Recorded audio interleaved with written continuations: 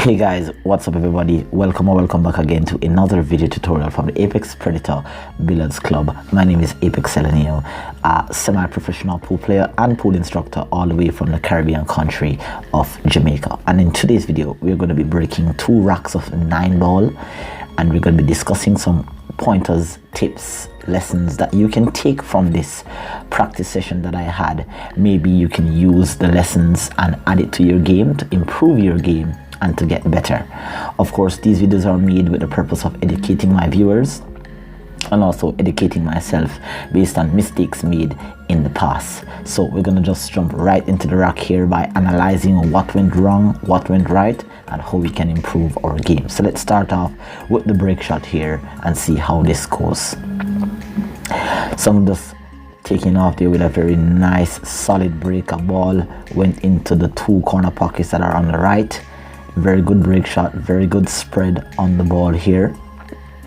And of course, I have a open shot on the 1. Now, I do not have a shot on the 1 in the corner that is straight up that I'm looking at. The 8 ball is blocking me. And after making the 1, I still have to consider position on the 2.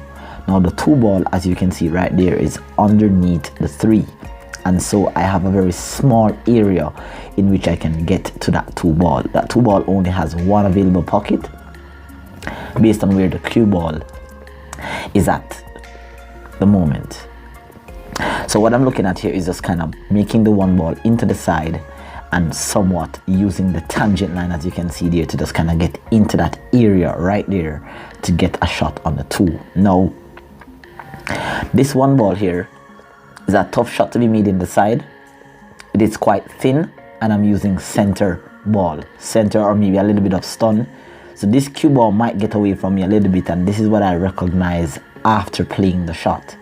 I didn't realize that the thinness of the shot will actually cause the cue ball to get away a little bit.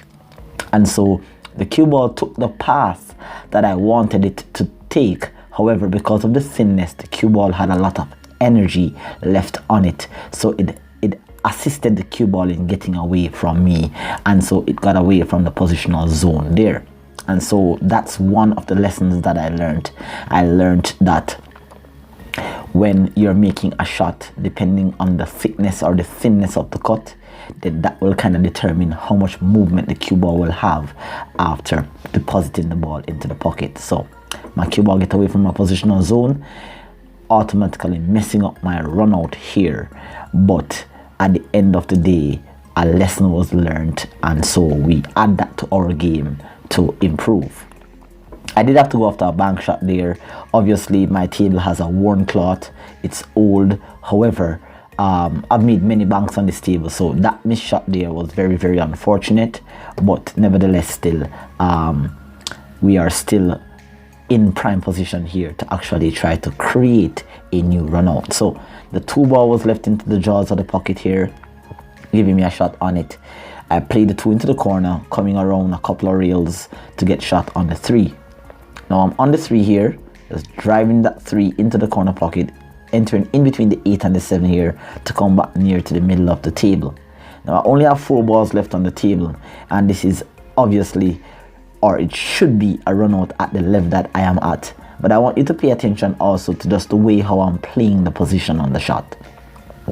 Here I'm using some top inside spin here, that is in this case left hand spin, to just kind of check the cue ball off the side rail to come in line for the 7, because now the 7, the 8 and the 9 are also connected. However, based on where the cue ball is at the moment, the 8 ball only seems to go into the side pocket here. So I'm going to have to play the 7 ball into the corner and kind of roll up. Now I have to be careful not to roll up too far. I would love to get straight in for a stop shot on the 8, but there you can see I didn't get a stop shot on the 8 in the side, which would have been easy transition to the 9. I got a shot straight down into the corner. And when you're playing position, what I learned a few years ago is that whenever you're playing position on a particular ball, always play position for multiple pockets. So I was playing for the side, but I knew that the other corner pocket was also available. Very steady shot on that 8, and also getting prime position on that 9 to clear this rack up. So that was a pretty good rock. Not much lessons there except for that one missed shot or bad positional play, but that's also very, very good there. So we're just going into the final rock of this video, and this is not one of those fancy rocks where you're going to see a break and run up, because I really believe that junior practice sessions, whether you miss or you do a perfect run out or you do a bank or a kick or a jump, there's more to learn from watching when you make a mistake or mistakes than when you run a perfect game. It's all beautiful when you run a perfect game, but it's a lot better when you can see where your errors are, where the mistakes you're making, and how you can address your mistakes whenever you have completed the run out, however it may be completed. All right, so that's just my philosophy. That's my honest way of learning the game. So here we just broke off the second rack of 9 ball here, and now that cue ball popped, almost came off the table, but now the cue ball got away from me, lost control, and now I'm in a position here where I have to be very strategic about what I'm doing. So now I'm going to be playing what is known as a push out shot.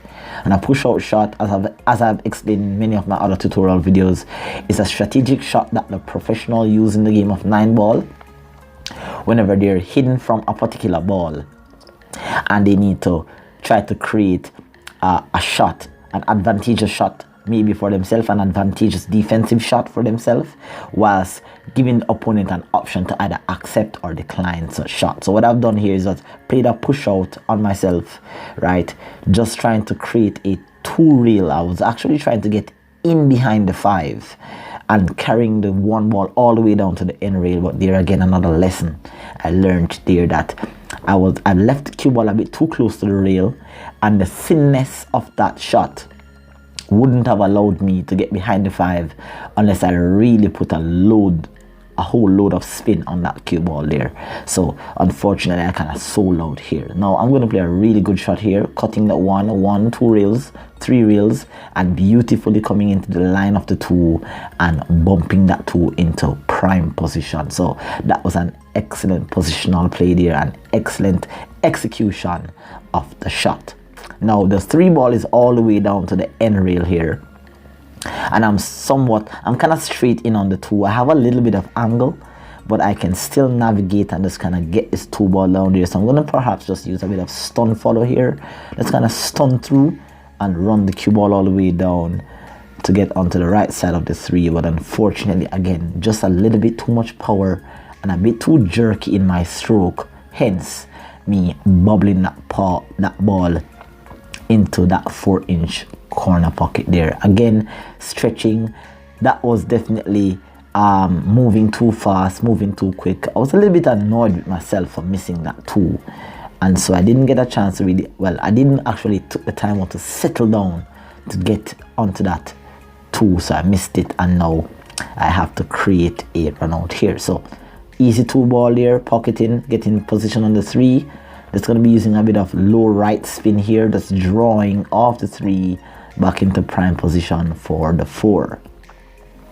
Right, so definitely some great tips and lessons here that you can learn about how to play the game, what to think about. And so here again, just a little bit of misjudgment on the shot. I played the 4 ball with the intention of leaving the cue ball in between the 9 and the 6, but unfortunately, as you can see there, I've snookered myself once again.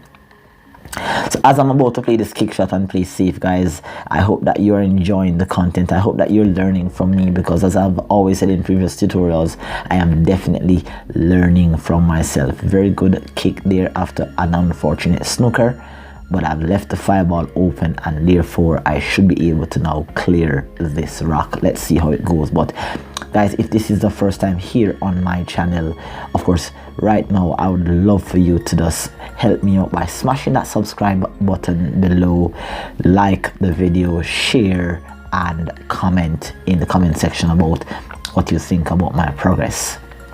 I've been on the circuit for a while, guys. I've been a bit successful in the latter part of the year.